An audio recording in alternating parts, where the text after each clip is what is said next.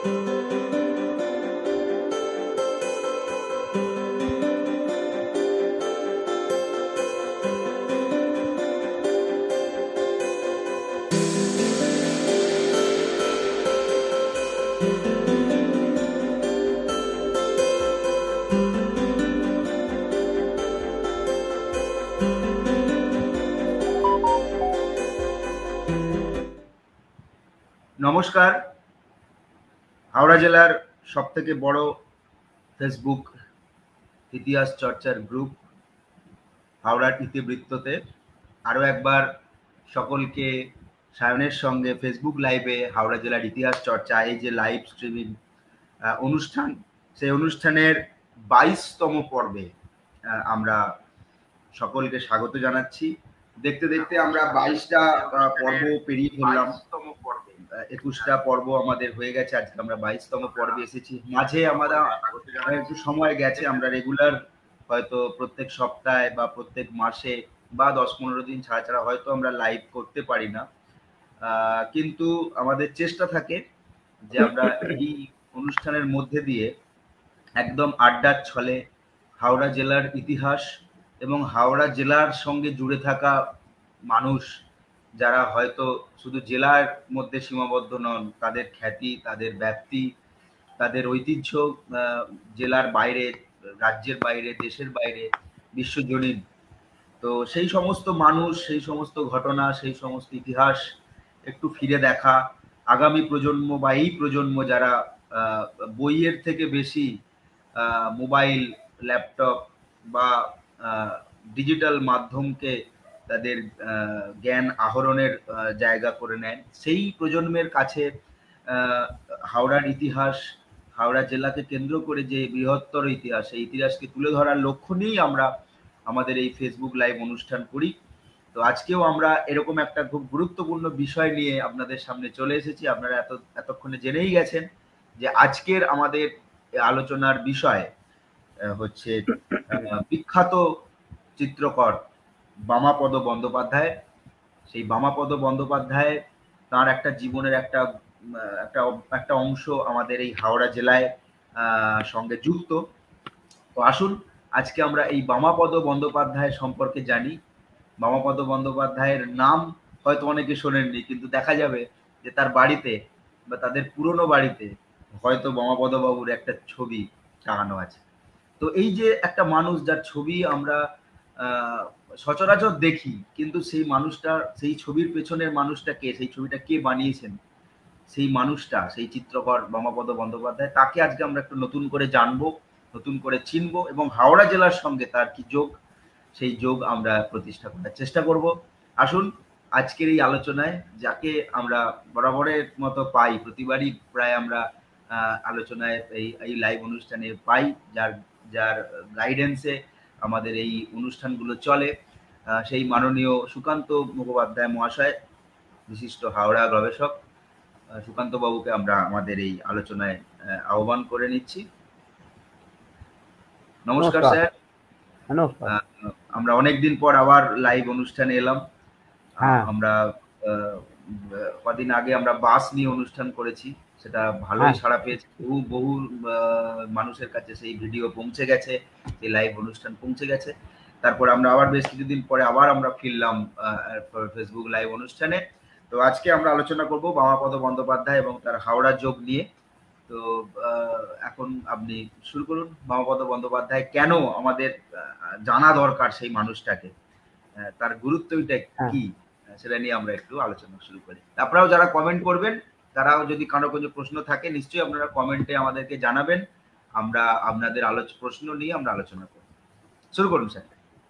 হ্যাঁ, বামাপদবাবু সম্পর্কে শালিখার ইতিবৃত্ত যে বইটা লিখেছিলেন হেমেন্দ্র বন্দ্যোপাধ্যায়, তিনি ওইখানে একটা ছবি দিয়ে একটা করেছিলেন, কি বলে, মন্তব্য করেছিলেন। আপনার সাউন্ডটা কিন্তু স্যার আবার কমে গেল, একটু দেখে নিন। আচ্ছা আচ্ছা, আমি দেখছি, আর একবার দেখছি, চেষ্টা করে। হ্যাঁ, এবার বলুন। না, শোনা যাচ্ছে না, একদমই শোনা যাচ্ছে। এবার ঠিক আছে, শোনা যাচ্ছে। হ্যাঁ, একটু সমস্যা হচ্ছে।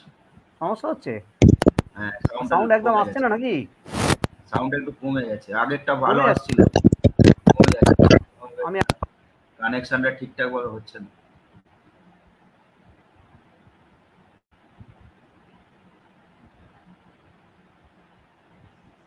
হ্যাঁ, এবার দেখো তো।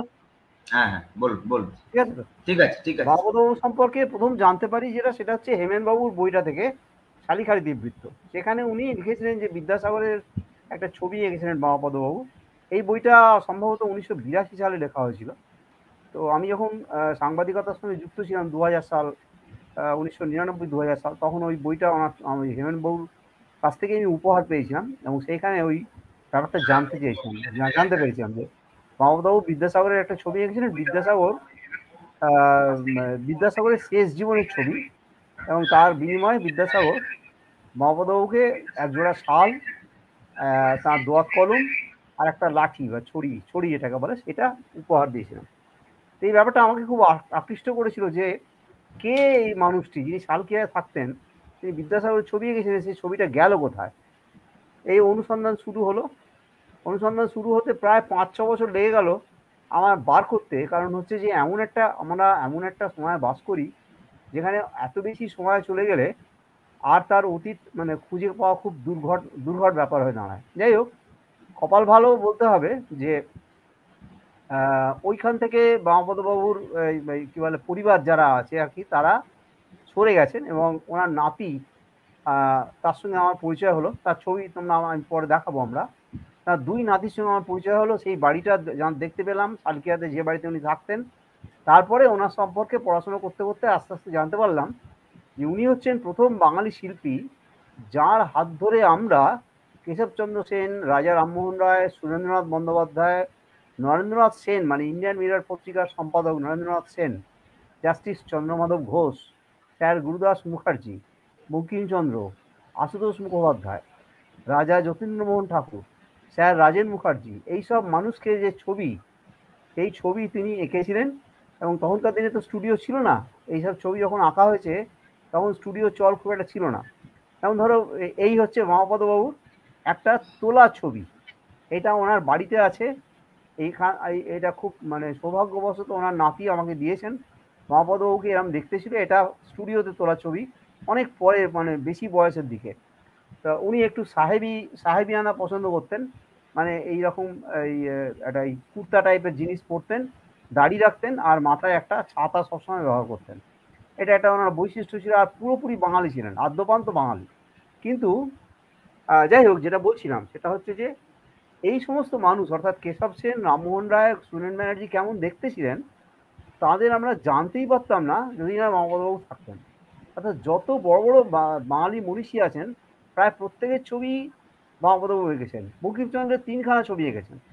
বিদ্যাসাগরের একবারে শেষ অবস্থায় মানে শেষ দশা, শেষ জীবনে, বিদ্যাসাগর মারা যাওয়ার 1 বছর আগে মমতাবাবু একটা ছবি এঁকেছিলেন। এছাড়া তিনি হচ্ছেন ভারতের প্রথম কমিশনড আর্টিস্ট। কমিশনড আর্টিস্ট কাকে বলে? কমিশন আর্টিস্ট মানে হচ্ছে বরাতপ্রাপ্ত শিল্পী, অর্থাৎ যাকে পয়সা দিয়ে রাজা মহারাজারা নিযুক্ত করেন নিজেদের নিজের। ছবি আঁকার। বামপদবাবু হচ্ছেন সেই মানুষ। সময়টা কি? সময়টা হচ্ছে কোন সময়? সময়টা হচ্ছে 1880 সাল, যেটা কল্পনাই করা যায় না তখনকার দিনে যে একজন ছেলে, আমাদের মতো একটা সাধারণ মধ্যবিত্ত ঘরের ছেলে, সে শিল্পী হবে, এটা এখন আমরা যেমন ভাবতে পারি তখন সেটা ভাবা খুব দুষ্কর ব্যাপার ছিল এবং খুব কঠিন ব্যাপার ছিল। আমরা মোটামুটি 1800 বা ঊনবিংশ শতাব্দী, 1800 শতাব্দী বা ঊনবিংশ শতাব্দী, 18-19 সেঞ্চুরি বেশ কিছু পুরনো কলকাতার ছবি যারা এঁকেছিলেন, তাদের মধ্যে কলকাতায় অনেক শিল্পী এসেছিলেন। আমরা ধরো এই যে চড়কের ছবি, গাজনের ছবি, এইসবগুলো দেখতে পাই। তারপরে ধরো গঙ্গার ঘাটের ছবি, আমাদের হাওড়ার দিকেরও বেশ কিছু ছবি, অচল ভট্টাচার্যের বইতে বিদেশিদের দৃষ্টিতে হাওড়া বলে অচলবাবুর একটা বই আছে, সেখানে ওই ছবিগুলো কিছু কিছু রয়েছে। আমাদের বোটানিক্যাল গার্ডেনের মানে পুরনো বিশপস কলেজ, তারপরে তোর গঙ্গার পাড় কেমন ছিল, এইগুলো যারা এঁকেছিলেন তাদের মধ্যে ছিলেন বেশ কিছু বিদেশি শিল্পী। তারা এদেশে এসেছিলেন, মানে কলকাতায় এসেছিলেন, এবং সেই ছবিগুলো আমাদের কাছে খুব অমূল্য সম্পদ হয়ে আছে। তার কারণ ওই সব ছবিগুলোর মধ্যে দিয়ে তখনকার দিনে সমাজ জীবনের একটা চিত্র পাওয়া যাচ্ছে। এদের মধ্যে উইলিয়াম হজেস ছিলেন, কাকা ভাইপো থমাস ড্যানিয়েল এবং উইলিয়াম ড্যানিয়েল এরা ছিলেন। চার্লস ডয়েলি খুব বিখ্যাত নামকরা শিল্পী ছিলেন। বালথাজার সলভিন্স তিনিও খুব নামকরা শিল্পী ছিলেন। মাদাম বেলানস অনেক ছবি এঁকেছেন। জেমস ফ্রেজার তিনিও অনেক ছবি এঁকেছেন। এছাড়া আর দুজন বিখ্যাত শিল্পী এসেছিলেন, তারা শুধু বড়লোক সাহেবদের ছবি আঁকার জন্য এসেছিলেন। তাদের নাম হচ্ছে টিলি কেটল আর জন জোফানি। আজকে ধরো ইলাইজা ইম্পে, অর্থাৎ সেই মানে বিখ্যাত বিখ্যাত বা কুখ্যাত যাই বলি না কেন বিচারক, কিংবা ওয়ারেন হেস্টিংস তার মতন শাসক, হ্যাঁ, তো তাদের ছবি আঁকার জন্যে এই দুজন এসেছিলেন। টিলি কেটল, তার সময়কাল হচ্ছে 1740 থেকে 86, আর জন জোফানি 1733 থেকে 1810। এরা এসেছিলেন কলকাতায়। তো এই সমস্ত শিল্পী, এই যে শিল্পকলার কথা বলছি, অর্থাৎ এই যে শিল্পী যারা এসেছিলেন তারা সেখানে সমাজচিত্রগুলো এঁকে দিয়ে গেছেন। কিন্তু কলকাতায় শিল্পকলার কোনো চর্চা কিছুই ছিল না। না ছিল কোনো আর্ট স্কুল, না ছিল তোমার কোনো ছবি আঁকার শেখার ব্যবস্থা, কিছুই ছিল না। সেরকম একটা সিচুয়েশন, সেরকম একটা অবস্থায় তাহলে লোকে শিখবেটা কোথায়? তার আগে বলি যে বামাপদবাবুর জন্মটা কোথায়। বামাপদবাবুর জন্ম হচ্ছে অ্যাকচুয়ালি মামার বাড়িতে, সেটা হচ্ছে বর্ধমানে। 1851 সালের 6ই মার্চ তার জন্ম হয়েছিল বর্ধমানের সাতগাছিয়াতে মামার বাড়িতে। কিন্তু ওনার আসল বাড়ি ছিল হুগলির সিমলাগড়ে। ওনার বাবার নাম ছিল হরনাথ আর ঠাকুরদার নাম ছিল যজ্ঞেশ্বর। এরা ছিলেন ব্রাহ্মণ। যেহেতু বন্দ্যোপাধ্যায়, সেই জন্য ওরা পুরোহিত এবং যজন যাজন ক্রিয়া করতেন। ছোট্ট বামাপদকে ন্যাচারালি স্কুলে দিয়ে দেওয়া হলো। তখনকার দিনে স্কুল মানে তো পাঠশালা। 1851 সালে যে জন্ম, 1855-56 সালে তার স্কুল আর কোথায়? তখন তো স্কুল বিদ্যাসাগরের হাত ধরে তো কলকাতায় স্কুল তৈরি হচ্ছে, সব শুরু হচ্ছে, সবে তো পাঠশালা সব। তো যাই হোক, তো এই স্কুলে পড়াকালীন তার জীবনে একটা মোড় ঘোরানো ঘটনা ঘটে। এটা হচ্ছে কলকাতায় একটা বিখ্যাত কাগজ ছিল, তার নাম ইন্ডিয়ান তোমার rage and riots. Rage and riots বলে একটা কাগজ ছিল, ইংরেজি কাগজ। তার সম্পাদক ছিলেন শম্ভুচন্দ্র মুখোপাধ্যায়, বিখ্যাত বাঙালি একজন। অনেক বাঙালি তখন ইংরেজি কাগজ চালাতেন। তার মধ্যে গিরিশচন্দ্র ঘোষ ছিলেন, দ্য বেঙ্গলি পত্রিকা চালাতেন। হরিশচন্দ্র মুখোপাধ্যায় দ্য প্যাট্রিয়ট পত্রিকা চালাতেন। নীলকর সাহেবদের অত্যাচার নিয়ে লিখতেন আর কি প্রচুর। তো সেই রকমই এই শম্ভুচন্দ্র মুখোপাধ্যায় খুব নাম করা লোক ছিলেন একজন। তিনি ওই স্কুলটা একবার দেখতে এসেছিলেন, মানে ওই তোমার পাঠশালাতে ভিজিট করতে এসেছিলেন, পরিদর্শন করতে এসেছিলেন।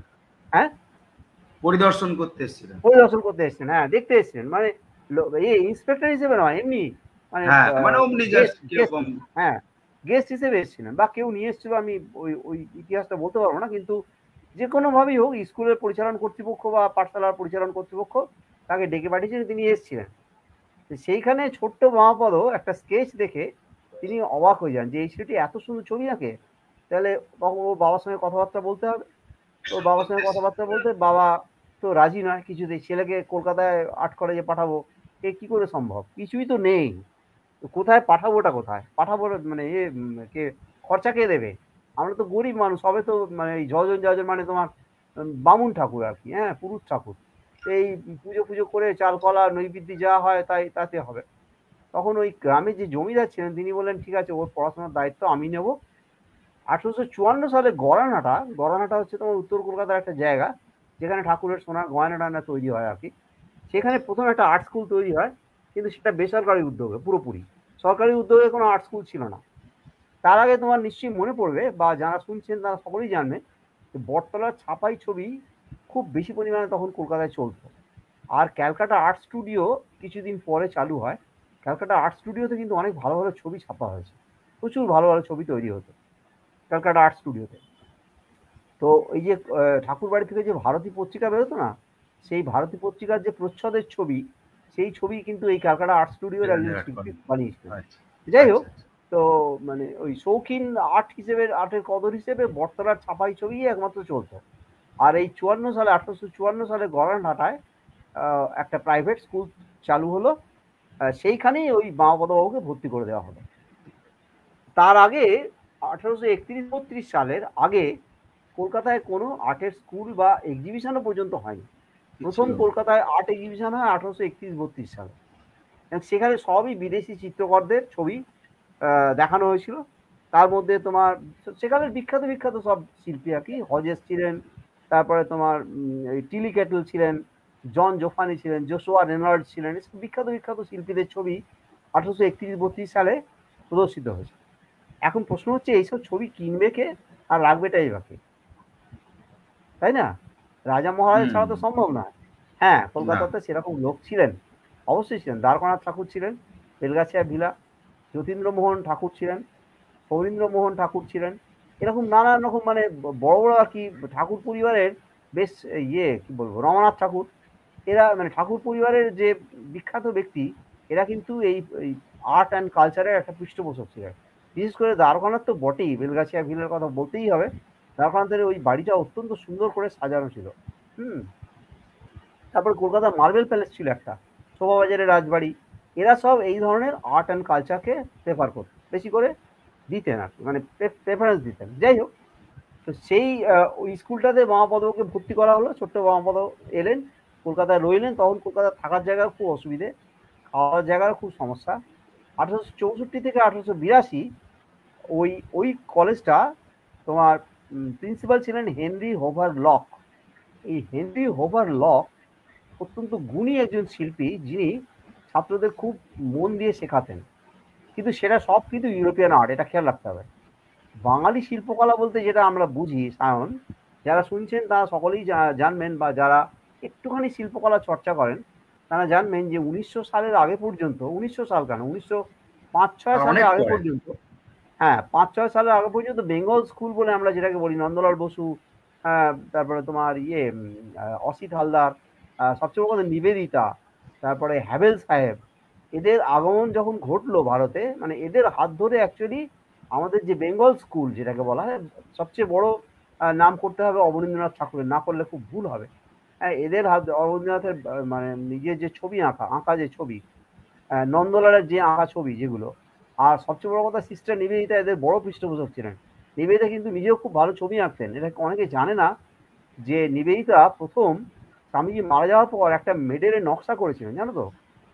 আশ্চর্য ব্যাপার, আমি একটু অন্যদিকে যাচ্ছি কিন্তু আমাকে বলতেই হবে এটা, কারণ উনি প্রথম স্বামীজির নামে মেডেল করার কথা ভেবেছিলেন, এবং সেই মেডেলের নকশা তিনি করে পাঠিয়েছিলেন কার কাছে? ফ্রান্সে রেনে লালিক বলে একজন শিল্পী ছিলেন, বিখ্যাত শিল্পী। তিনি ওই স্ফটিকের মেডেল তৈরি করতে পারতেন। তো তাকে নিবেদিতা ওই নকশাটা পাঠিয়েছিলেন যে এটা দিয়ে কি কোনো মেডেল বানানো যাবে? তিনি কিন্তু উত্তর দিয়েছিলেন হ্যাঁ, মেডেল বানানো যাবে। মানে নিবেদিতা তখন থেকেই চিন্তা করছেন যে স্বামীজির নামে স্মৃতি বক্তৃতা এবং মেডেল চালু করা যায় কিনা। নিবেদিতা আমাদের জাতীয় পতাকার নকশাও করেছিলেন, এটা একটা খুব বড় গুণ। নিবেদিতা শিল্পকলা, ভারতীয় শিল্পকলার খুব বড় পৃষ্ঠপোষক ছিলেন।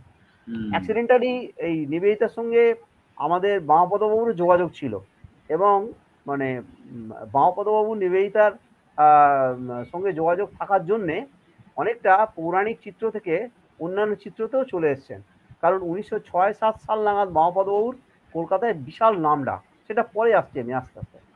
তো আগে শিক্ষাটা শেষ করে নেওয়া যাক। তো যারা শুনছেন তাদের সকলকে ধন্যবাদ জানাচ্ছি যে তারা মন দিয়ে শুনছেন, বা সঙ্গে যারা আছেন তারা এটা শুনুন ভালো করে, যে এই একটা ছেলে কষ্ট করে কোথায় যেতে পারে। এই হেনরি হোভার লকের কথা বললাম, হেনরি হোভার লক ছিলেন ওই স্কুলের প্রিন্সিপাল। ওই স্কুলটা বউবাজারে উঠে এলো 164 আর 165 নম্বর বাড়িতে, মানে বউবাজার স্ট্রিটে যেখান থেকে ট্রাম ঘোরে, ওই ঠিক তোমার ব্যাংক অফ ইন্ডিয়ার যে বাড়িটা আছে তার উল্টো দিকে যে বাড়িটা, মানে কোহিনুর পাঞ্জাবের যে দোকান আছে তার পেছনের যে বাড়িটা, 164-65 নম্বর, ওই বাড়িতে চলে এলো ওই আর্ট স্কুলটা, এবং সেইটা গভর্নমেন্ট নিয়ে নিল, অর্থাৎ সেটা গভর্নমেন্ট কলেজ হয়ে গেল, গভর্নমেন্ট আর্ট কলেজ হলো। এবং 1876 সালে কলকাতায় প্রথম ফাইন আর্টসের গ্যালারি চালু হলো, সেটা কিন্তু ওই বড়লাটদের মানে অনুপ্রেরণা মূলত। নটব্রুক, হ্যাঁ বড়লাট, মানে হ্যাঁ ইংরেজরা বড় বড় লোক ছিল, তাদেরই পৃষ্ঠপোষকতায় আর্ট গ্যালারি চালু হলো। তার আগে আমাদের খুব বড় একটা অনুষ্ঠান হয়েছিল কলকাতায়, হিন্দু মেলা, 1872 সালে। সেটা মূলত যতীন্দ্রমোহন ঠাকুরের অনুপ্রেরণায় বা প্রেরণাতে, উনি অনেক টাকা ঢালতেন এইসবের জন্য, এবং ওই এই মানে ছাত্রদের এ করার জন্য, উৎসাহ দেওয়ার জন্য নানা রকম মেডেল টেডেল দিতেন। কিন্তু একটা খুব আশ্চর্য ঘটনা, সেটা হচ্ছে যে এই সময় দুটো শ্রেণীর লোকেরা ওই ছেলেদেরকে স্কুলে পাঠাতো। একটা হচ্ছে যারা পয়সাওয়ালা লোক আছে প্রচুর, ছেলে তো নেই বলতে গেলে, খুব কম ছেলেই তো শিখতে যাবে, কে শিখতে যাবে বলো না। আর একটা হচ্ছে এরকম মধ্যবিত্ত ছাপোষা বাঙালি খুব কম, তার মধ্যে মামাপদবাবু একজন। তো মামাপদবাবু তেল রঙের কাজটা শিখেছিলেন প্রমথনাথ মিত্র বলে একজন বাঙালি শিল্পীর কাছে। আর তারপরে কার্ল বেকার বলে একজন জার্মান শিল্পী কলকাতায় এসেছিলেন, তার কাছে উনি রেস্টোরেশন অর্থাৎ পুরনো ছবি কিভাবে পুনরুদ্ধার করা যায় তার একটা কাজ শিখেছেন, তার কাজ শিখেছেন। এই পুরনো ছবি পুনরুদ্ধারের কাজ কিন্তু খুব কঠিন ব্যাপার। মানে পুরনো ছবি পুনরুদ্ধার মানে হচ্ছে যে ছবিটা নষ্ট হয়ে গেছে তাকে ঠিক সেই অবস্থাতে ফিরিয়ে দেওয়া। এটা অত্যন্ত কঠিন ব্যাপার। এখন এটা দরকার আছে। আমি এই প্রসঙ্গে বলি, বামাপদবাবুর আঁকাই বঙ্কিমচন্দ্রের যে ছবিটা ভিক্টোরিয়া মেমোরিয়াল আছে, সেইটা একেবারে রিসেন্টলি রেস্টোরেশন হয়েছে। কেউ যদি যান ভিক্টোরিয়া মেমোরিয়ালে তাহলে দেখতে পাবেন যে বঙ্গবন্ধুর আঁকা ছবিটা রেস্টোর করা হয়েছে, বঙ্কিমচন্দ্রের আঁকা ছবিটা। রেস্টোরেশনের একটা মস্ত বড় গুরুত্ব আছে, রং টং ইত্যাদি সবকিছু একই রকম রাখতে হবে, অত্যন্ত কঠিন একটা ব্যাপার। যাই হোক, তা কাজেই বামাপদবাবু সব দিক দিয়ে শিক্ষা লাভ করেছেন, তেল রঙেরও শিক্ষা নিয়েছিলেন, জল রঙেরও শিক্ষা নিয়েছিলেন, প্লাস তোমার জার্মান ওই কার্ল বেকারের কাছে তিনি ওই রেস্টোরেশন আর্টেরও শিক্ষা নিয়েছিলেন। তো এবার কিন্তু স্টাইলটা হচ্ছে যে রিয়েলিস্টিক, অর্থাৎ যেমন দেখতে তেমন ছবি, অর্থাৎ তুমি যেমন দেখতে তোমাকে সেরকম ছবি আঁকতে হবে, তা নাহলে তো মানে বিচ্ছিরি লাগবে। তার মধ্যে অবশ্যই একটা শিল্পীর নিজস্বতা আছে, কারণ হচ্ছে যে রামমোহন রায়ের যে দার্ঢ্য, অর্থাৎ তার চেহারার মধ্যে বা এর মধ্যে যে আভিজাত্যের ছাপ একটা, হ্যাঁ, তারপর ধরো এই আমাদের কেশব সেনের মধ্যে যে একটা ইয়ে কি বলবো একটা ব্যক্তিত্ব, কেশব সেনের যে ব্যক্তিত্ব সেটা যেন ছবিতে ফুটে ওঠে, সেটা কিন্তু শিল্পীর মুখখানা। কেশব সেনকে দেখে চেনা যাচ্ছে কেশব সেন, কিন্তু তার মধ্যে একটা বৈশিষ্ট্য আছে, এটা কিন্তু শিল্পীর মুন্সিয়ানা পুরোপুরি। রিয়েলিস্টিক আর্ট হলেও মানে কেশব সেনের যেমন দেখতে তেমনই আঁকতে হবে ঠিকই, কিন্তু সবাই তো সেটাই চায়, তার মধ্যেও শিল্পী ওই মুন্সিয়ানাটা ঘটাতেন। যাই হোক, তো ওই সময়কার কিছু কিছু ছাত্র পরের দিকে খুব নাম করেছিলেন, তার মধ্যে ছিলেন অন্নদা প্রসাদ বাগচি, যিনি বিদ্যাসাগর মারা যাওয়ার পর শরৎচন্দ্র সেন দুটো ছবি তুলেছিলেন। এ ঘটনা অনেকেই জানেন না। শ্মশানে ছবিটা তোলা হয়েছিল, শরৎচন্দ্র সেন ওই ছবি দুটো তুলে বিখ্যাত হয়ে গেছেন। একটা হচ্ছে বিদ্যাসাগর পালঙ্কের ওপর শুয়ে আছেন, সেই ছবিটা কোথাও পাওয়া যায় না, সেটা একমাত্র বিহারীলাল সরকারের জীবনী, বিদ্যাসাগর জীবনী প্রথম সংস্করণে পাওয়া যায়। আর একটা ছবি সেটা আমরা সবাই দেখেছি, সেটা হচ্ছে যে শ্মশান ঘাটে বিদ্যাসাগরকে চান করানো হচ্ছে। এই ছবিটা 1895 সালে অন্নদা প্রসাদ বাগচি লিথো ছবির আকারে প্রকাশ করেছিলেন, মানে লিথোগ্রাফ তৈরি করেছিলেন এই ছবিটা থেকে। শরৎচন্দ্র সেন এই ছবিটা থেকে লিথোগ্রাফ তৈরি করেছেন। অন্নদা প্রসাদ বাগচি লিথো শিল্পী হিসেবে খুব নাম ডাকছিল। তারপরে ধরো প্রিয়নাথ দাস, তারপরে চুনিলাল দাস, তারপরে যামিনী প্রকাশ গাঙ্গুলি, শশী হেস। শশী হেস বিশেষ প্রশিক্ষণ নেওয়ার জন্য বড়লোকের ছেলে, তিনি জার্মানিতে চলে গেলেন, বিদেশে চলে গেলেন, পরে ফিরে এসে বিখ্যাত চিত্রকর হয়েছিলেন। যাই হোক, তো ওই যে যেটা বললাম যে এই যে প্রদর্শনীটা হলো, অর্থাৎ এই যে 1872 যে হিন্দু মেলা হলো, এই হিন্দু মেলাটা কিন্তু বাঙালিদের মধ্যে একটা ভীষণভাবে তোমার কি বলবো উদ্দীপনা জাগিয়ে দিয়েছিল। স্বাধীনতার উদ্দীপনা কিন্তু তখন থেকেই শুরু হয়েছে। তার কারণ হচ্ছে তারপরেই সুরেন্দ্রনাথ বন্দ্যোপাধ্যায় জ্বালাময়ী ভাষণ শুরু করেছেন, আর তারপরে 1885 সালে কংগ্রেস চালু হয়েছে। তখন থেকে কিন্তু ইংরেজদের বিরুদ্ধে মানুষের ক্ষোভ কিন্তু বাড়তে আরম্ভ করেছে। হিন্দু মেলাটা অত্যন্ত গুরুত্ব একটা ছিল এই পার্সপেক্টিভ থেকে দেখতে গেলে। আমি আগেই বললাম যে পাথুরেঘাটার রাজা রমানাথ ঠাকুর, যতীন্দ্রমোহন ঠাকুর, তারপর টেগোর ক্যাসেল, যেটা যে বড় বাড়িটা, রাজের মল্লিকের মার্বেল প্যালেস, এইসব বাড়িতে কিন্তু তোমার ওই আর্ট অ্যান্ড কালচারের চর্চা হতো, এবং ওরা কিনতেন ছবি কিনতেন, বড় বড় মানে বিদেশি শিল্পীদের রাখা ছবি কিনতেন, রাখতেন। শুধু ছবি নয়, টাস্কর্যও ছিল। কারণ তুমি শোভাবাজার রাজবাড়িতে বা এখনো যদি এতে যাও আর কি, মানে এইসব পুরনো বাড়িতে কিছু কিছু যাও, মার্বেল প্যালেসে যাও, দেখতে পাবে খুব সুন্দর সুন্দর ছবি এবং ভাস্কর্য এখনো পর্যন্ত রয়েছে। বামাপদবাবুর যে এক্সিবিশন, প্রথম জীবনের যে প্রথম এক্সিবিশন, সেটা হয় 1879 সালে। এটা হলো বউবাজারে, ওই আর্ট স্কুলেই এক্সিবিশন হলো। কিন্তু কিরকম মানে অদ্ভুত আমাদের মানে মানসিকতা, ওনার একটা ছবি প্রথম হলো, the juggler and the monkey. Juggler monkey মানে হচ্ছে যারা ওই বাঁদরের খেলা দেখায় রাস্তাঘাটে, সেই ছবিটা প্রথম হলো। কিন্তু তাকে শিরোনাম কি দেওয়া হলো? শিরোনাম দেওয়া হলো যে the best figure subject in oil by a native of India. অর্থাৎ ইংরেজরা এতটাই বাঙালি বিদ্বেষী যে ওই ছবিটা শিরোনাম দিল the best figure subject in oil by a native of India. India. কিন্তু যতীন্দ্রমোহন সেনগুপ্ত এই ছবিটার জন্য মহাপদবাবুকে সোনার পদক দিয়েছেন। এই যতীন্দ্রমোহন সেনগুপ্ত বলছি, সরি, যতীন্দ্রমোহন ঠাকুর, সরি, মানে কথা বলতে বলতে অন্যমনস্ক হয়ে গেলে নামের সব গন্ডগোল হয়ে যায়। আর যারা শুনছেন তারা ভাবছেন যে লোকটা কি রে বাবা, কোথায় যতীন্দ্রমোহন সেনগুপ্ত আর কোথায় যতীন্দ্রমোহন ঠাকুর, দুটো আকাশ পাতাল তফাৎ, সময়েরও বিশাল তফাৎ। যাই হোক, তা আরো কিছু ছবি তার ছিল, কিন্তু যেটা বলার কথা সেটা হচ্ছে 1880 সালে বামাপদবাবু ভারতবর্ষের প্রথম কমিশন আর্টিস্ট হলেন। কমিশন আর্টিস্ট মানে কি? কমিশন আর্টিস্ট মানে হচ্ছে রাজা মহারাজারা পয়সা দিয়ে তাকে নিয়ে যাবে বাইরে, বুঝতে পারলে? তো এই এই সুযোগ কিন্তু চট করে কেউ পায় না, পায় না মানে পায়নি, রাদার পায়নি বলতে গেলে। এবং সেই সুযোগ নিয়ে তিনি একের পর এক ভারতের তোমার জায়গা ঘুরে বেড়াতে লাগলেন, গোটা ভারতবর্ষ চষে ফেললেন। লখনৌ, অমৃতসর থেকে আরম্ভ করে গোয়ালিয়র, ইন্দোর, দিল্লি, আগ্রা, মথুরা, বৃন্দাবন, আলিগড়, তারপরে তোমার ভরতপুর, ঢোলপুর, শাহাবাদ, আজমির, বরোদা, ইন্দোর, কোথায় যাননি। আমি যারা বাইরে যাচ্ছেন এখন, যারা বেড়াতে যান, তাদের অনুরোধ করবো যে আপনারা এইসব জায়গায় যদি যান, ইন্দোরে যান, ভোপালে যান, যোধপুরে যান, সেখানকার যে মহারাজাদের প্যালেস যেগুলো, সেখানে ঢুকে দেখবেন যে রাজা মহারাজের যেসব ছবি আছে তার তলায় বিপি ব্যানার্জি সই করা আছে। মহাবড় ব্যানার্জি সই করা ছবি কিন্তু সেই সব জায়গায় এখনো টাঙানো আছে। যেমন সবাই জয় সিং, সবাই জয় সিং এর ছবি উনি এঁকেছেন, সবাই মাধু সিং তার ছবি এঁকেছেন।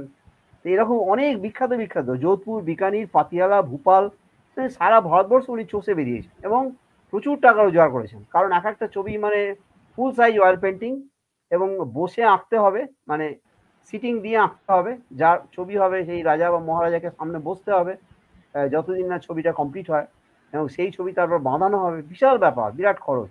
সেই যুগেই এক একটা ছবির অনেক টাকা খরচা। যাই হোক, তার মধ্যিখানে একবার খালি উনি দেশে ফিরেছিলেন, সেটা হচ্ছে 1883 সালে ওনার বাবা মারা যাওয়ার পর। এছাড়া তারপর উনি ওই মোটামুটি 1890 সাল পর্যন্ত, অর্থাৎ প্রায় 10 বছর, 1880 থেকে 1890, এই গোটা পিরিয়ডটা বামাপদবাবু কিন্তু ভারতবর্ষের বিভিন্ন জায়গায় কাজ করেছেন। এই কাজ করার সূত্রে একটা খুব গুরুত্বপূর্ণ জিনিস, যেটা আমাদের ছোটবেলায় তোমার মনে আছে যে আমরা একটা ক্যারেক্টার সার্টিফিকেট নামক জিনিস নিতাম অনেক কাল আগে, যখন আমরা খুব ছোট ছিলাম। তখন আমাদের একটা স্কুলে যখন পড়তাম বা চাকরি যখন যদি কেউ অ্যাপ্লাই করতো, তার একটা ক্যারেক্টার সার্টিফিকেট দরকার হতো। তো বামাপদবাবু এই কাজ কেমন হয়েছে একজন রাজা বা মহারাজা, তিনি সন্তুষ্ট হয়ে তাকে একটা সার্টিফিকেট দিলেন যে হ্যাঁ, আমি আপনার কাজে সন্তুষ্ট হয়েছি। এই সার্টিফিকেটগুলো দেখিয়ে তিনি পরের কাজটা পেতেন, এবং বামাপদবাবু এই সার্টিফিকেটগুলোকে গুছিয়ে একটা বই তৈরি করেছেন। আমি সেটা দর্শকদের দেখাতে চাইবো। অরিজিনাল বইটা আমার কাছে নেই, সেটা তার নাতির কাছে আছে, কিন্তু এইটা হচ্ছে সেই বই। অর্থাৎ আমি একটা জেরক্স করে নিয়েছি ওখান থেকে। এই বইটার ভেতরে উনি যেসব সার্টিফিকেটগুলো পেয়েছেন, টেস্টিমোনিয়ালস, রাইট, সেইটা বিজয় প্রেস 12 নম্বর খুরুট রোড, হাওড়া থেকে তিনি ছাপিয়েছিলেন। হ্যাঁ, তার মানে বোঝা যাচ্ছে যে সালকে থাকাকালীন printed by Nafarchandra Sarkar, Nafarchandra Sarkar at the Bijoy press, 12 number Khurut road, Howrah, এখান থেকে ছাপানো হয়েছিল। এটা অনেক পরে। এর ভেতরে কিন্তু অনেক গুরুত্বপূর্ণ তথ্য রয়েছে, মানে কারা কারা কি কি ধরনের সার্টিফিকেট দিয়েছিলেন। যথেষ্ট মোটা একটা বই। তো হ্যাঁ, কি বলছো? হ্যাঁ হ্যাঁ, অনেক পুরনো, অনেক পুরনো, হ্যাঁ অনেক পুরনো বই অবশ্যই। এবং এইখান থেকে কিন্তু আমরা অনেক তথ্য পাবো আর কি। যাই হোক, তো ধরো আমি একটা উদাহরণ দিচ্ছি তোমাকে। মানে এই এই এই মানে এই এই বইটা থেকে আমি একটা জিনিস পড়ছি। তোমার কি বলে, তোমার এই কোন কোন তারিখে ছবিগুলো আঁকা হয়েছে তার একটা লিস্ট রয়েছে। যেমন সর্দার দয়াল সিং মাজেঠিয়া, 16/7/1883 সাল। সাই রাম দেওয়ান মহারাজা অফ আলোয়ার, 30/7/1885 সাল। Sansar Chandra Sen, private secretary of maharaja of Jaipur, 9/1/1886। Sir Rameshchandra Mitra, জাজ high court Calcutta, 16/5/1886। Madho Singh Bahadur Bundelkhand 30/6/1898। JT Woodroffe advocate general of Bengal 2/9/1891। তো সুতরাং এখান থেকে কি দেখা যাচ্ছে যে এইসব জায়গায় মানে এই তারিখ থেকে বোঝা যাচ্ছে যে এই ছবিগুলো তিনি এঁকেছিলেন। তারপরে ধরো অমৃতবাজার পত্রিকায় 29/1/1898 প্রকাশিত হয়েছে ক্যালকাটা ইউনিভার্সিটি ইনস্টিটিউটে মনমোহন ঘোষ তাঁর প্রতিকৃতি অনুষ্ঠানের উদ্বোধনের খবর। মানে প্রতিকৃতিটা যে মহাপদবাবু এঁকেছেন সেটা যে উদ্বোধন হবে তার ছবি, তার খবর। তারপরে ধরো পাথুরেঘাটা রাজবাড়ি থেকে সৌরীন্দ্রমোহন ঠাকুর একটা চিঠিতে লিখছেন, deer বামাপদবাবু, I am very glad to inform you that I am perfectly satisfied with the cleaning and repairing that you have done to some of the valuable oil paintings by master artists in my private gallery. তাহলে কি বোঝা গেল? সৌরেন্দ্রমোহন ঠাকুর লিখছেন, deer বামাপদবাবু, I am very glad to inform you that I am perfectly satisfied with the cleaning and repairing, অর্থাৎ ওই যে বললাম রেস্টোরেশনের কাজ, cleaning and repairing that you have done to some of the valuable oil paintings by master artists in my private gallery. In fact, you have restored them to life and light. Sourindramohan ঠাকুরের কাছ থেকে এই ধরনের উনি certificate পাচ্ছেন, বুঝতে পারছো? তারপরে ধরো তো এরকম আর কি, মানে দেখা যাচ্ছে যে মানে এই ধরনের কি বলে খবর বেরিয়েছে বিভিন্ন জায়গাতে। বঙ্কিমচন্দ্রের মোট 3টে ছবি তিনি এঁকেছিলেন। তো যাই হোক, এটা কে লিখছেন? 12 নম্বর সার্কুলার রোড আন্দাজ করতে পারছি, কারণ আমার মামার বাড়ি পুরনো নম্বর 9 নম্বর সার্কুলার রোড। মানেটা কি আমি বুঝতে পারছি না। 12 নম্বর সার্কুলার, হ্যাঁ সুতপা জ্যোতি বলে একজন লিখেছেন। 12 নম্বর সার্কুলার রোড, সার্কুলার রোডের কথা এখানে আসছে কোথেকে? সার্কুলার রোড তো নয় এটা। আমি যে ঠিকানাটা বলছিলেন, ও আচ্ছা আচ্ছা, ঠিকানাটা কিন্তু সার্কুলার রোডের ঠিকানার কথা বলছি না, আমি তো বউবাজারের কথা বলেছি। বউবাজার, হ্যাঁ হ্যাঁ হ্যাঁ, বউবাজারে, হ্যাঁ আচ্ছা যাই হোক, ঠিক আছে।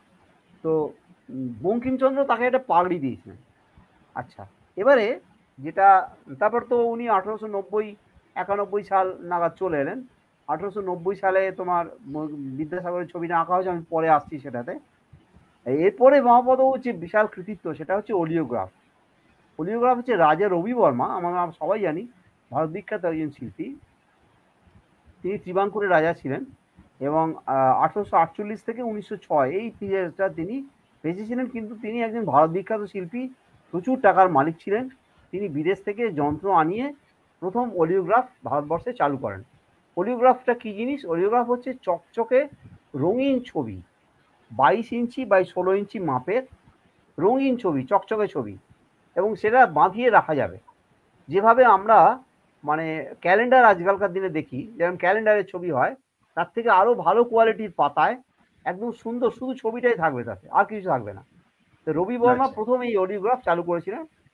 তো সেইটা দেখে অনুপ্রাণিত হয়েই হয়তো হবে আমার ধারণা। এটা আমি বলতে পারবো না যে কিভাবে বামাপদবাবু এই এই ওলিওগ্রাফগুলো তৈরি করেছেন, কিন্তু যেটা বলার কথা সেটা হচ্ছে তিনি প্রথম বাঙালি শিল্পী যিনি সুদূর অস্ট্রিয়া থেকে, অর্থাৎ জার্মানি থেকে, বইটা ছাপা হয়েছে 12 নম্বর সার্কুলার রোড বললেন, তাই লিখেছি, বুঝতে পারছি না। ও আচ্ছা আচ্ছা, না না 12 নম্বর সার্কুলার রোড নয়, ও ওই এই যে বইটার কথা আপনি বলছেন, বইয়ের ছাপার অ্যাড্রেসটা বলছি। ওটা খুরুট রোড, খুরুট খুরুট খুরুট, আমাদের হাওড়া। Khurut road, Khurut road. বইটা ছাপা হয়েছে 12 নম্বর Khurut road, Howrah, Bijoy press, Howrah, printed by Nafarchandra সরকার।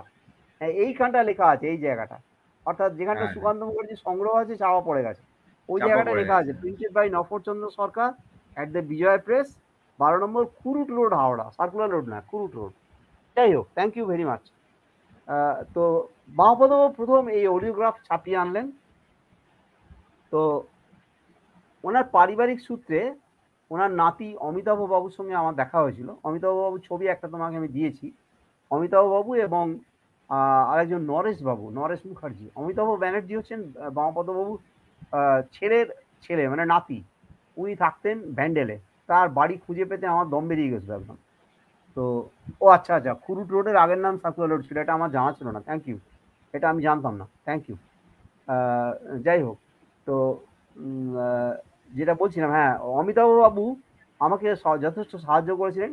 এই ওনার কাছে রাখা এই সমস্ত অডিওগ্রাফগুলো আমি যেহেতু ট্রাঙ্কের মধ্যে ছিল, সেই জন্য আমার ক্যামেরাতে ঠিক মতন তুলতে পারিনি তখন তাড়াহুড়ো করে। ওনার কাছে এই মহাপদবাবুর অরিজিনাল বেশ কিছু অডিওগ্রাফ রাখা আছে, তো সেই ছবিগুলো আমি তুলেছিলাম। অমিতাভবাবুর ছবিটা তোমাকে আমি পাঠিয়েছি, দেখো, অমিতাভ বন্দ্যোপাধ্যায় বলে দেওয়া আছে। আর বাবুর আরেকটা ছবি এঁকেছিলেন ওনার ছেলে, তারও একটা, এই হচ্ছেন অমিতাভ বন্দ্যোপাধ্যায়, ইনি হচ্ছেন বাবুর নাতি, ইনি আমাকে যথেষ্ট সাহায্য করেছেন। আরেকজন আছেন নরেশ মুখোপাধ্যায়, দেখো, তারও ছবি তোমাকে পাঠিয়েছি, হ্যাঁ, নরেশনাথ মুখোপাধ্যায়, ইনি শালকিয়ায় থাকতেন। শালকিয়ায় যে বাড়িটায় বাবু থাকতেন, যে দুটো বাড়িতে, সেই দুটো বাড়ির ছবি উনি আমাকে দেখিয়েছিলেন এবং সেটা আমি তুলে নিয়ে এসেছিলাম। যাই হোক, তো এদের সূত্রেই আমি জানতে পারি যে মোট 10টা ছবি এই শালকিয়ার বাড়িটা, শালকিয়ার এই বাড়িটা, এটা তো অডিওগ্রাফ। শালকিয়ার বাড়িটা তুমি দেখাও, শালকিয়ার দুটো বাড়ি আছে, হ্যাঁ, এটা হচ্ছে শালকিয়ার দ্বিতীয় বাড়ি, প্রথম বাড়ি একটা ছবি আছে, এইটা হচ্ছে মহাপদবাবুর প্রথম বাড়ি। এইখানে এসে মহাপদবাবু প্রথম উঠেছিলেন, তারপরে পরে ওই বাড়িটা চলে যান। তো যাই হোক, সেটা আমি আসছি। এই আচ্ছা, সায়ন, আমি তোমাকে একটু অনুরোধ করব ওই অলিওগ্রাফের একটা ছবি অন্তত দেখাতে, একটা অলিওগ্রাফ, যে কোনো একটা। আমি 10টা অলিওগ্রাফের নাম করব, হ্যাঁ, 10টা অলিওগ্রাফের নাম আগে করি আমি, তারপরে তুমি মানে দর্শকদের সুবিধের জন্য একটা একটা করে দেখাতে পারো। 10টা অলিওগ্রাফ, যেটা মূল ছবি যেগুলো আছে, মানে মূল ছবিটা হচ্ছে তেল রঙে আঁকা, তো এই তেল রঙে আঁকা ছবিটা বাইরে পাঠানো হতো, সেখান থেকে ছেপে চলে আসতো। কিন্তু তারপরে যে ছবিটা, মানে মূল ছবিটা তো ওনার কাছে থাকতে, ব্যাপারটা বোঝা যাচ্ছে তো, মানে ছবিটা অস্ট্রিয়াতে পাঠানো হতো, মেশিনে ওই ছবিটা ছাপা হয়ে, যেমন রং তেমন ভাবে ছাপা হয়ে প্রিন্টেড কাগজ আকারে চলে আসতো। এটা নয়, এটা নয়, এগুলো হচ্ছে আঁকা ছবি। এটা হচ্ছে মদন ভস্যের ছবি, এটা আঁকা ছবি, এটা নয়। অলিওগ্রাফ হচ্ছে এইটা হচ্ছে অলিওগ্রাফ, এইটা হচ্ছে অলিওগ্রাফ। এইরকম টাইপের ছবি আমি বেশ কিছু তোমাকে মেলে পাঠিয়েছি, তুমি দেখো, পাবে।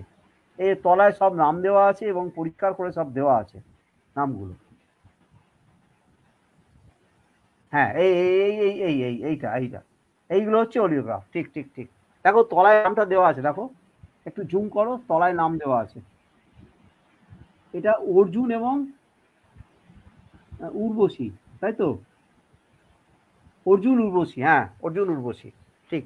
আমি তোমাকে নামগুলো বলে দিচ্ছি। যে 10টা ছবি উনি অডিওগ্রাফ করেছিলেন, মূল তেল রঙে আঁকা, যেগুলো ইন্ডিয়ান মিউজিয়ামে ওরা বাড়ি থেকে দিয়ে দিয়েছেন, সেগুলোর নাম হচ্ছে, সেগুলো সব কটার ছবি আমরা দর্শকদের দেখাবো। কৈকেয়ী মন্থরা, এটা আঁকা হয়েছিল 1900 সালে। সীতা বধন্মুখ রাবণকে মন্দোদরীর সান্ত্বনা, এটা আঁকা হয়েছিল 1900 সালে।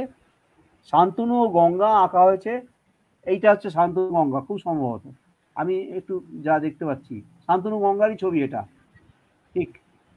আচ্ছা, এইখানে লক্ষ্য করে দেখুন, যারা দর্শক যারা দেখছেন, তারা লক্ষ্য করে দেখুন যে এই মুখগুলো কিন্তু বিদেশিদের, মানে রাজা রবি বর্মার মুখের মতন, মানে বাইরের মুখ নয়, এগুলো যেন বাঙালিদের মুখ একটা। ছবির মধ্যে যে মুখটা, শান্তনু এবং গঙ্গার যে ছবি পাওয়া যাচ্ছে, এই ছবিতে একটা বাঙালিয়ানার ছাপ আছে।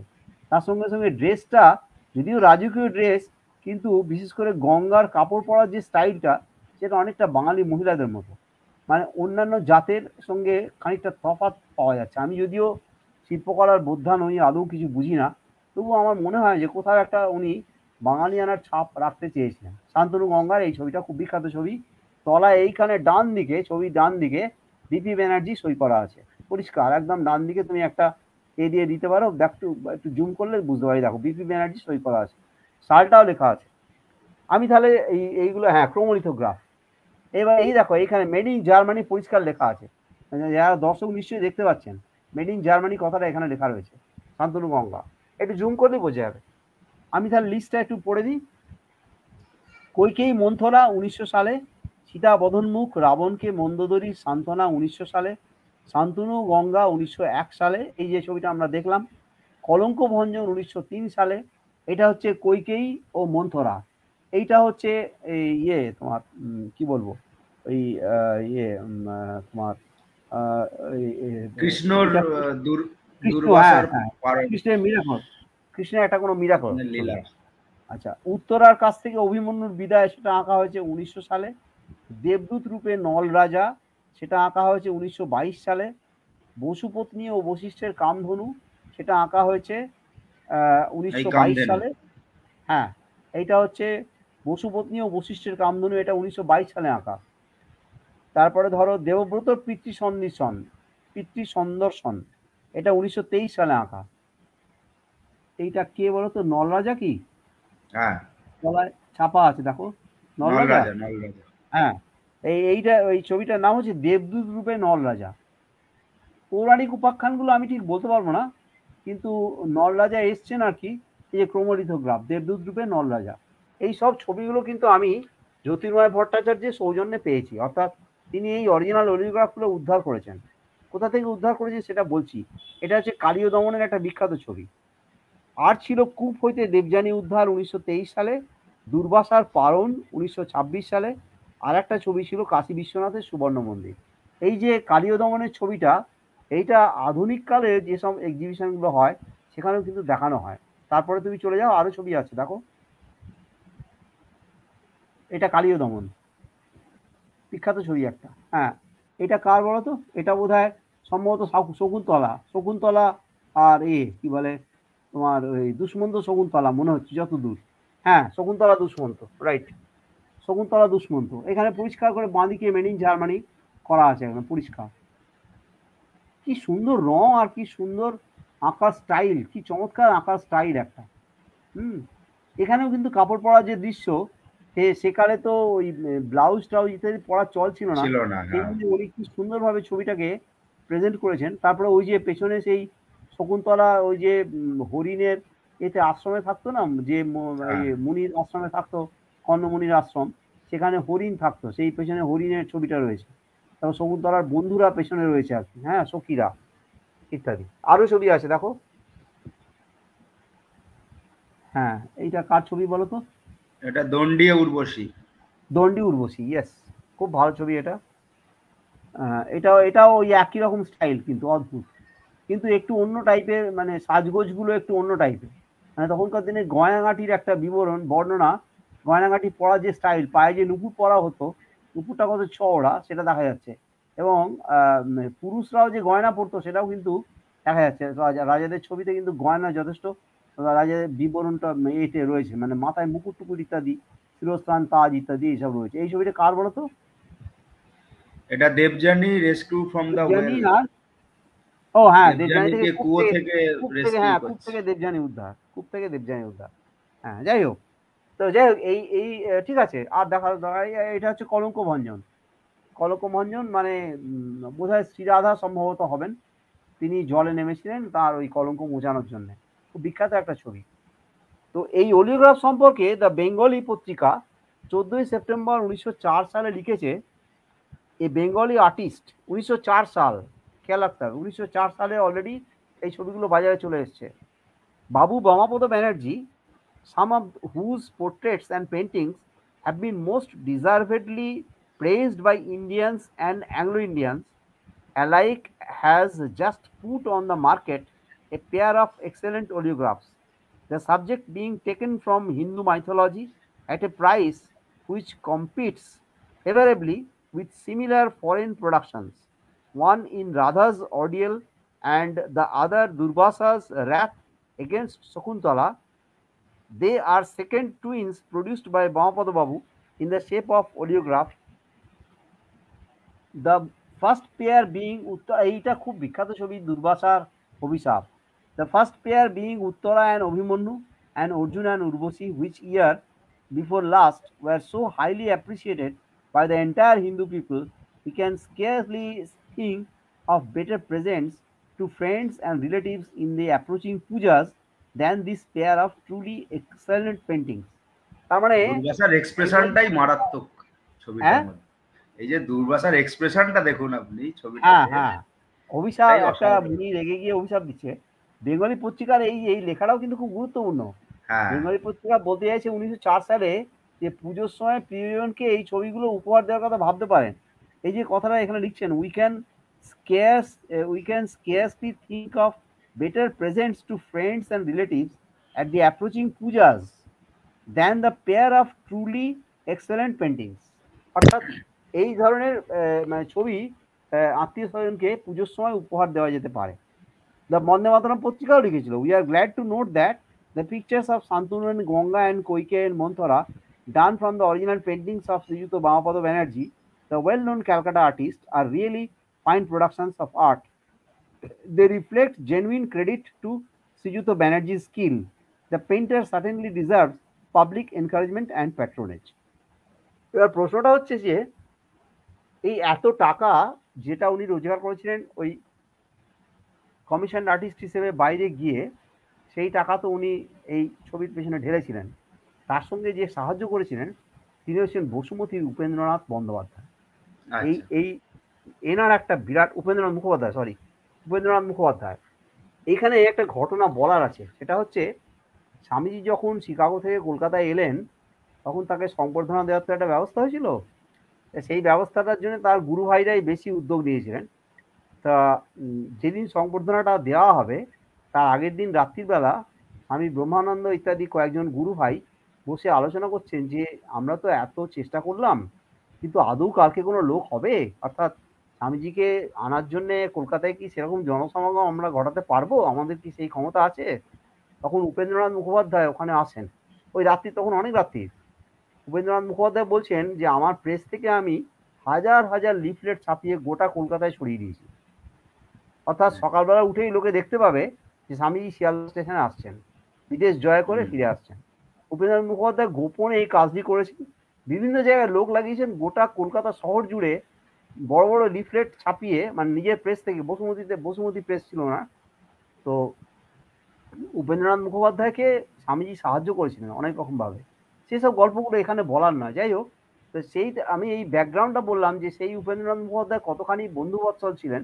তিনি বামাপদবাবুকে এই ছবিগুলো আনার ব্যাপারে যে খরচ ছিল সেইগুলো হেল্প করেছিলেন।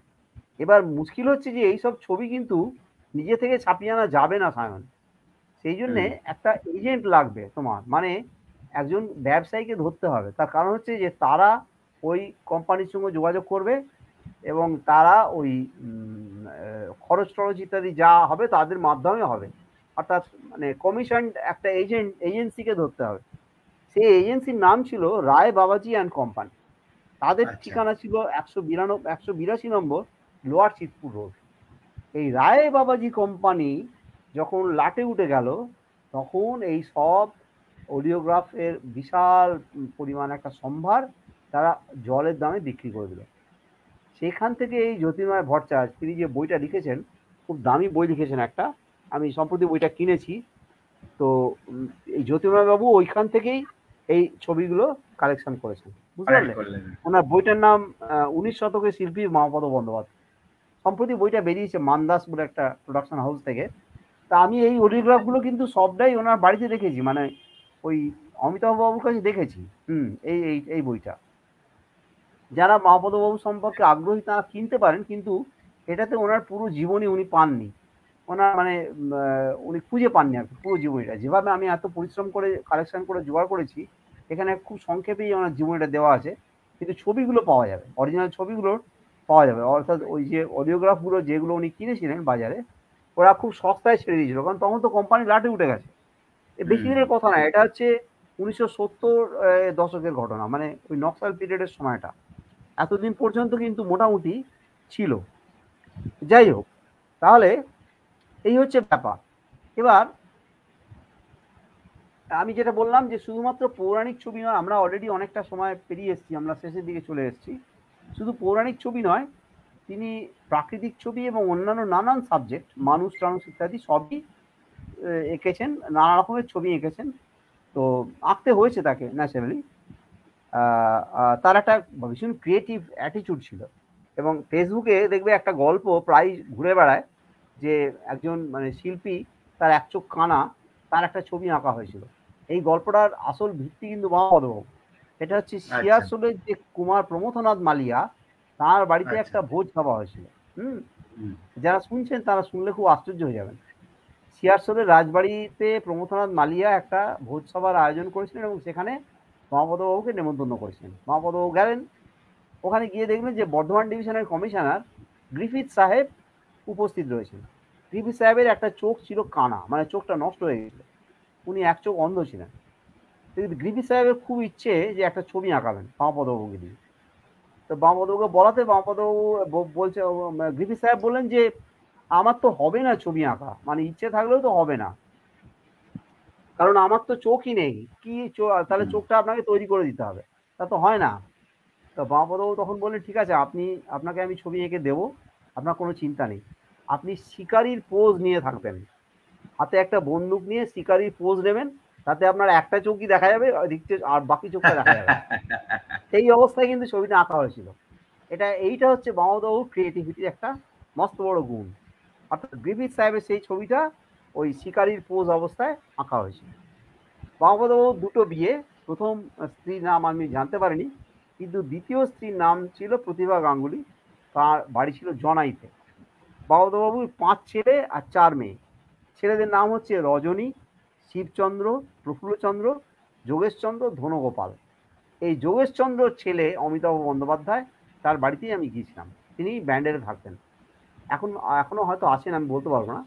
আর এই একটা ছবি, এইটা প্রফুল্লচন্দ্র বন্দ্যোপাধ্যায় মানে বামাপদবাবুর ছেলে, তিনি গল্পভারতী পত্রিকায় একটা খুব সুন্দর আর্টিকেল লিখেছিলেন বাবার সম্পর্কে, তার সঙ্গে একটা ছবিও এঁকেছিলেন। যদিও প্রফুল্লচন্দ্র বন্দ্যোপাধ্যায় আদৌ বাবার মতন হাত ছিল না, গুণ ছিল না, কিন্তু বামাপদবাবুর 2 ছেলে শিবচন্দ্র এবং ধনগোপাল এরা খুব ভালো ছবি আঁকতেন।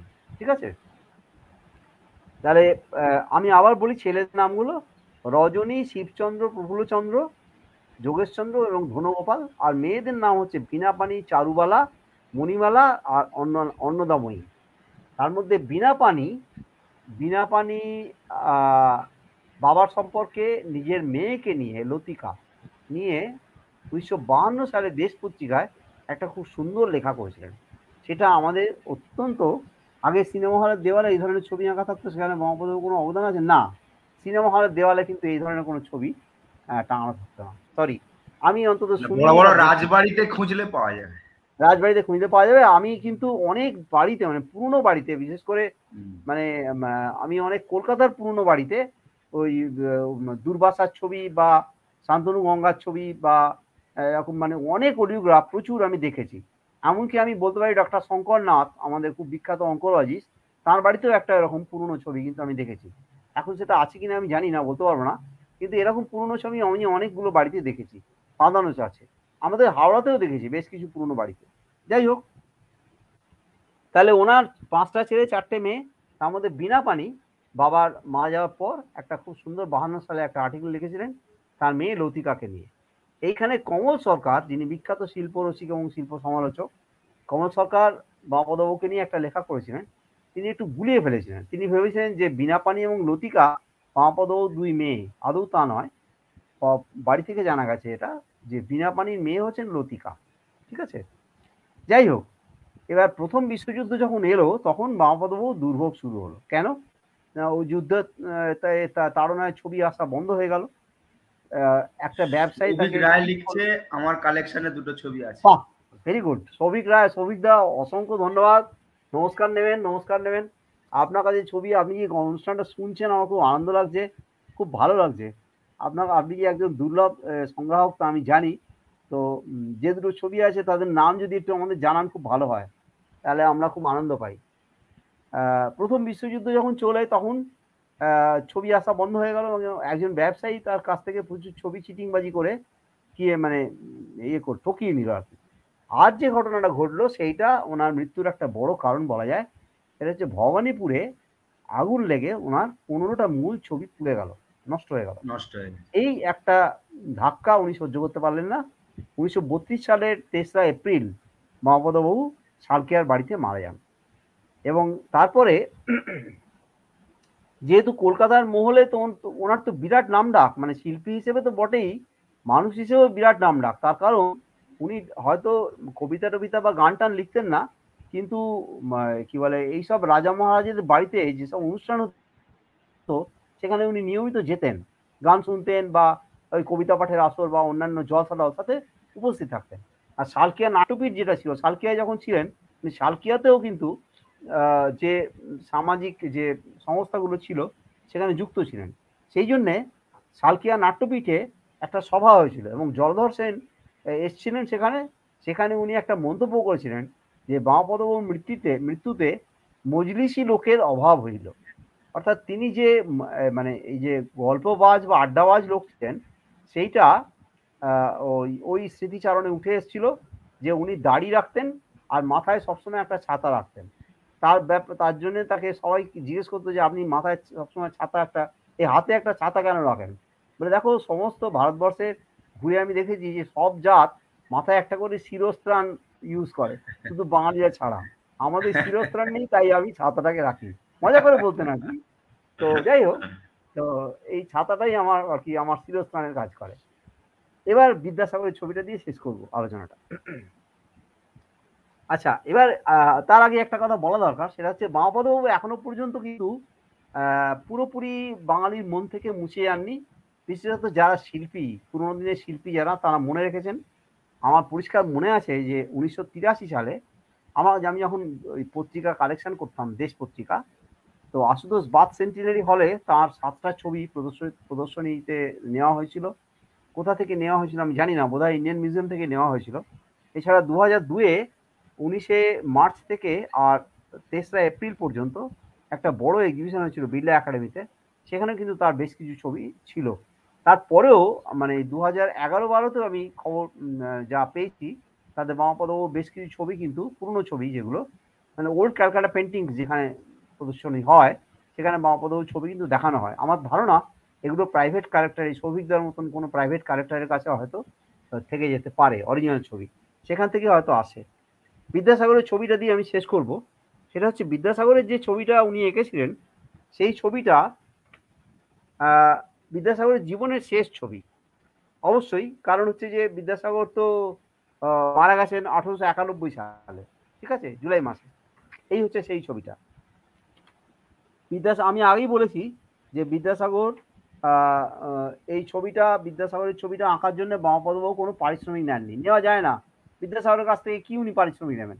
এই ছবিটা দেখেই বোঝা যাচ্ছে যে বিদ্যাসাগর অসুস্থ এবং মানে খুবই আর কি, মানে তখন ওনার মানসিক অবস্থা খুব খুব খারাপ, একটা দুর্দশার মধ্যে চলছে আর কি, খুব খারাপ একটা পরিস্থিতির মধ্যে চলছে। সেই জন্য এই ছবিটা সাদা কালো ছবি। তো বিদ্যাসাগর লিখেছিলেন যে বাবু Bamapada Banerjee has painted A portrait of me which is well executed. My friends who have seen it consider it a very good piece of work and I am also very well satisfied with it. এটা হচ্ছে 29শে জুলাই 1890 সাল এই চিঠিটা দেওয়া। তাহলে আমরা অনুমান করতে পারি যে 29শে জুলাইয়ের আগেই কোনো একটা সময় এই ছবিটা আঁকা হয়েছিল। অর্থাৎ 29শে জুলাই ছবিটা শেষ হয়ে গেছে হয়তো, সেই সময় বিদ্যাসাগর এই সার্টিফিকেটটা বামাপদবাবুকে দিচ্ছেন। তাহলে জুলাই মাসেরই শেষের দিকে কোনো একটা সময়, মানে মৃত্যুর 1 বছর আগে, 1890 সাল, এটা 29শে জুলাই 1890 সালে বিদ্যাসাগর এই চিঠিটা লিখে দিচ্ছেন। হ্যাঁ, thank you very much, thank you. তো এবার এই ছবিটা দুরবস্থার কথা আর দুর্দশার কথা দিয়ে শেষ করি। আমাদের বাঙালিদের যা স্বভাব, বিদ্যাসাগরের মৃত্যুর পর বিদ্যাসাগরের ডেথ সার্টিফিকেট পাওয়া যায়নি। উনি মারা যান রাত্রি 2:18 নাগাদ। ওনার বাড়িতে যারা ছিলেন আর কি, ভাইটা ইত্যাদি, তারা ভোরবেলা 5:30-6টা বাজে তখন ওই মেট্রোপলিটন কলেজ ঘুরে ডেড বডি শ্মশানে নিয়ে চলে গেল। শ্মশানে মানকুমারী বসু, মানে মাইকেলের ভাগ্নি, তিনি দেখলেন যে আরে বাবা, এ কি বিদ্যাসাগরকে এখানে পড়াতে নিয়ে এসছে নিমতলা ঘাটে, কি আশ্চর্য ব্যাপার। মানকুমারী বসু মানে গিয়ে আর হতবাক দেখে, একটা লোকজন নেই, 4-5টা ভাই আর বিদ্যাসাগরের ওই সেই অপকণ্ড ছেলে নারায়ণচন্দ্র, সে মুখাগ্নি করবে বলে এসছে শেষ দিকে গিয়ে। যাই হোক, তো তো সেই মানকুমারী বসু গিয়ে খবর টবর দিলেন, তারপরে কাগজে খবর টবর বেরোলো ইত্যাদি। কেউ জানতেই পারলো না যে একটা এত বড় লোক মারা গেছে।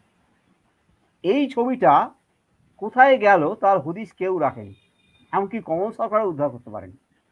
পরে জানা গেল, অনেক পরে, যে ভারত সভা বা ইন্ডিয়ান অ্যাসোসিয়েশন হলে এই ছবিটা টাঙানো ছিল দীর্ঘদিন।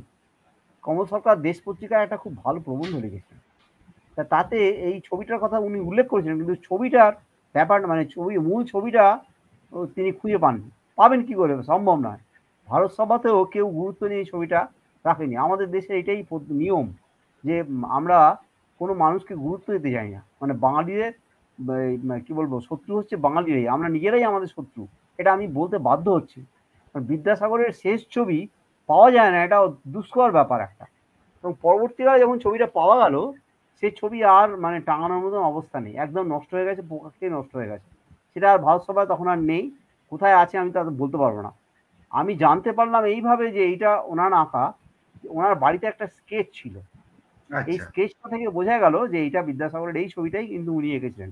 আর আরো একটা মজার ব্যাপার, ইন্দ্রমিত্র তার করুণাসাগর বিদ্যাসাগর বইতে যেসব ছবি ব্যবহার করেছেন বা বিদ্যাসাগরের ছবি নিয়ে যারা কাজ করেছেন, তারা প্রত্যেকেই কিন্তু বিদ্যাসাগরের যেসব ছবিগুলো আছে সেগুলোর ব্যাখ্যা দিয়েছেন, কিন্তু এই ছবিটার ব্যাখ্যা কেউই দিতে পারেনি, দেওয়া সম্ভব নয়।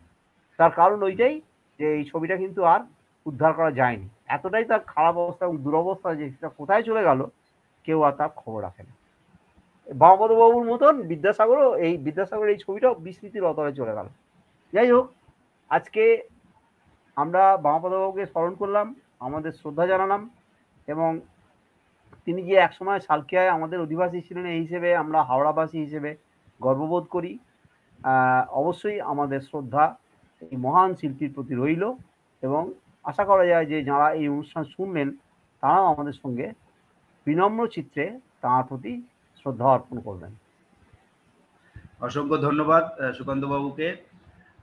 আমরা আজকে কমেন্ট বক্সটা দেখে যেটা বুঝলাম সেটা হচ্ছে যে আজকে কিন্তু মানুষ গোগ্রাসে গিললেন আপনাকে।